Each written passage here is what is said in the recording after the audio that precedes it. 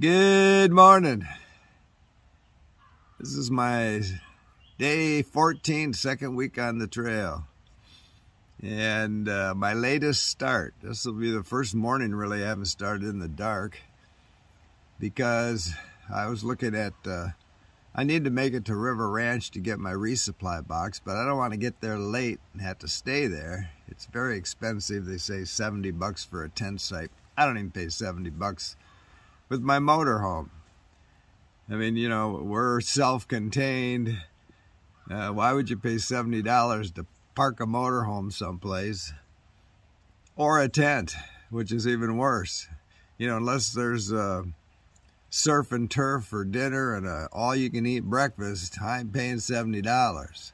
So my idea, it's only another 20 miles, 21 maybe. And so get close and then get in the morning, get my resupply box, get something to eat, and get out of there.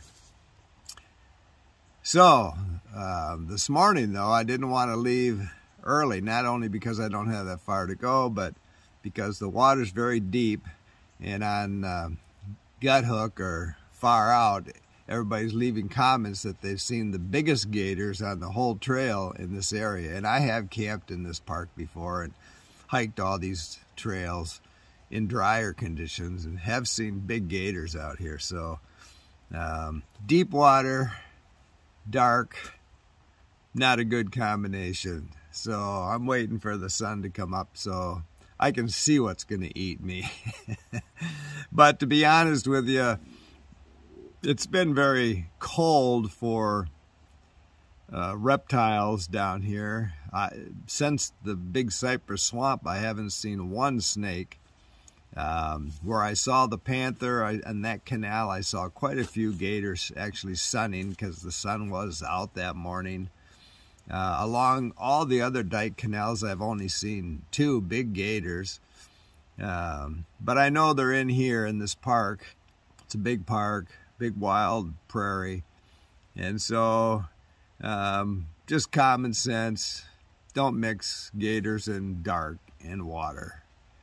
So I've been around gators a lot in my lifetime, but I probably have a limited knowledge of them. But I've always thought that if they're going to take something big, what they do is they like to roll it underwater until they drown it. And, you know, like in the Big Cypress Swamp, when you're up to your ankles and mid-calf half the time in water, probably a gator isn't going to take you because it's not going to be able to roll you.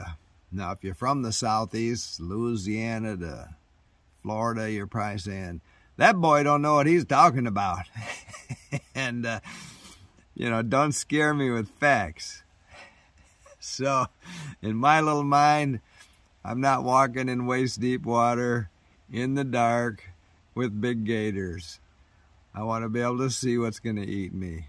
Right now, I'm having my stroop waffles.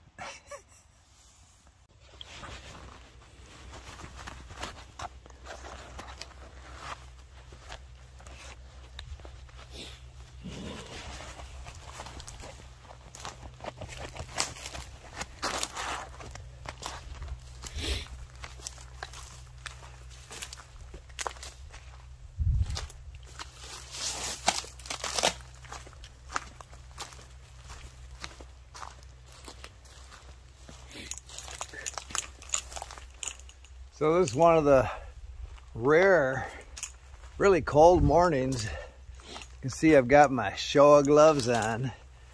Tent was all full of condensation, but it's also one of the rare blue sky mornings I've had. So it's gonna warm up quick, but it's a cold start, and the first thing you do is jump in the water. So I'm glad I waited till light for more reasons than one.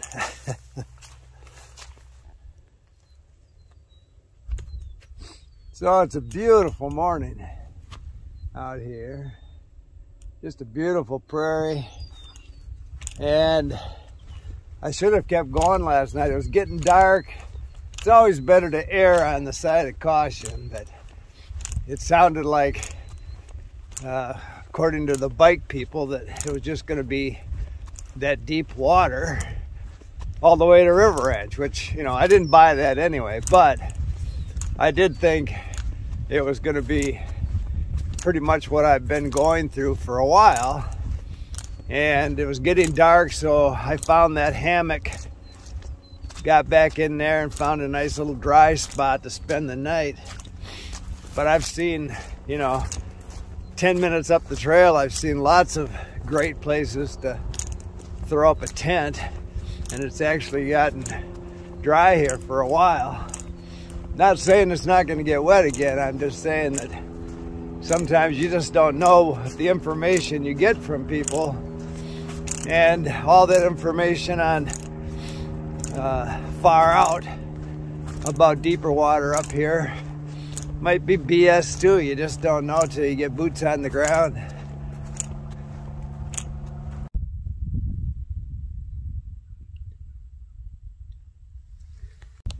So the north boundary campsite, which the bike people told me have a pitcher pump,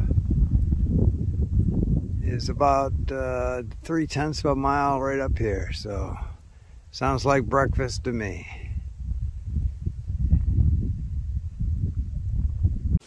So it's only 10:30. I'm making pretty good time this morning. I think I'm going to get to River Ranch by early afternoon, so I might just pick up my box, do a little recharge in there, eat something, and keep trucking. Just stopped here to get a bite to eat and peel some layers. That sun's flying pretty high now, and still kind of a breezy, chilly breeze, but you know, the heat's in the hike, so it's not long before you start peeling. Okay, it's 11 o'clock. I made it to the Kiko grade, so I'm going to walk this dike road for a while. Somebody left some beer. I'll leave that for hikers that come through on a hot day. Not a big beer drinker, and especially at 11 o'clock in the morning on a cool day.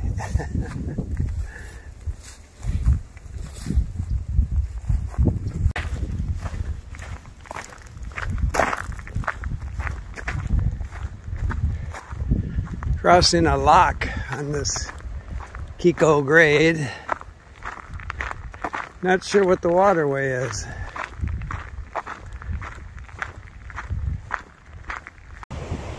A lot of water, whatever it is.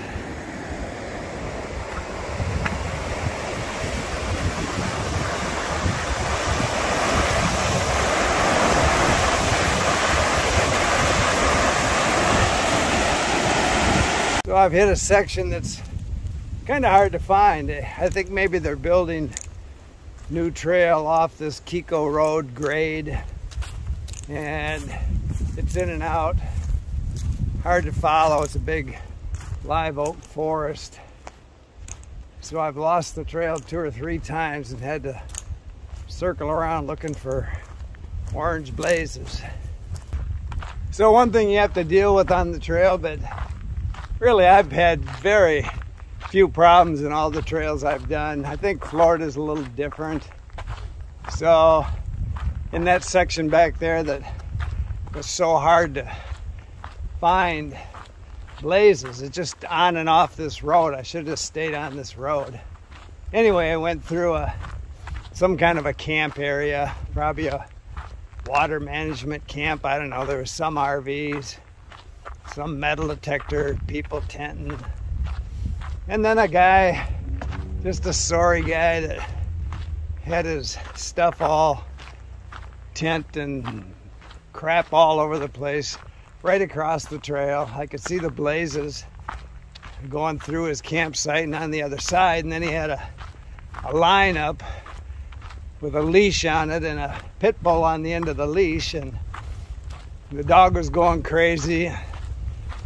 So, you know, I tried to be nice. I told him, you know, I wanted to get through, but again, he was just a sorry individual. So I finally had to tell him to control his dog, or I would. And I just took my pack off and started reaching in my pack, which was a bluff. I was just getting bacon jerky. I thought I could throw some bacon jerky, distract him long enough to run by.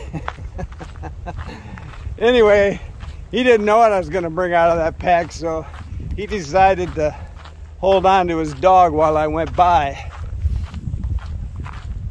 But again, you don't run into that very often, but I've said many times, there's 8 billion people on the planet and half of them are assholes.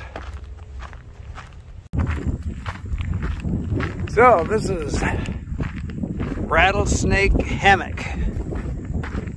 A couple of campgrounds at each end of it. I'll probably stay at the other end, which is just before River Ranch. Another 8 miles. I'm not sure why they call it Rattlesnake Hammock. Must be a reason.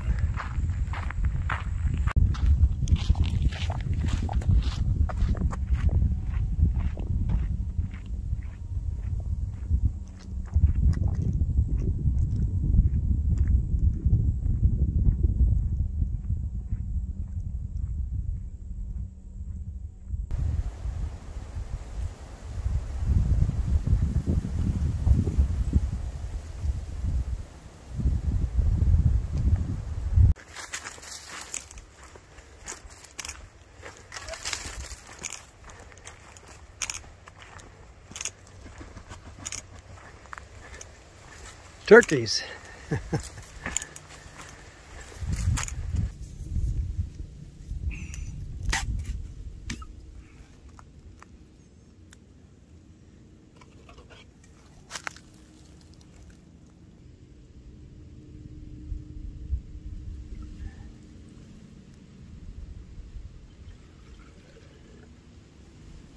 So I'm at the Chuck Wagon campsite, a mile south of River Ranch, and this same little piece of real estate just a mile up the road would cost you $70, and it's a nice little site.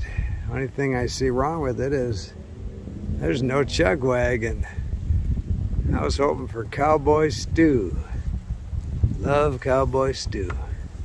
It's like cutting firewood. Heats you twice. When you cut firewood, heats you when you cut it, heats you when you burn it. Cowboy stew heats you when you burn it, heats you when you cut it. So this marks 2 weeks on the trail, and I timed it pretty well. I put my resupply boxes 100 miles apart, a little over 100, about 115. And I'm just about out of food, and I'm hitting my box tomorrow at the ranch. Got another one 100 miles up the trail at Christmas. And so I'm averaging about 17 miles a day, and that's with a Nero and a probably a couple of Neros, and then the water, you know, through the swamp. So should be quiet here tonight. There's another camper over here, and I don't know if any of the other hikers are coming in. Probably not. I didn't see anybody on the trail today, and they were all staying at the state park last night, so this would be quite a hike to have them get here. Anyway, we'll see what the River Ranch looks like tomorrow. Keep smiling.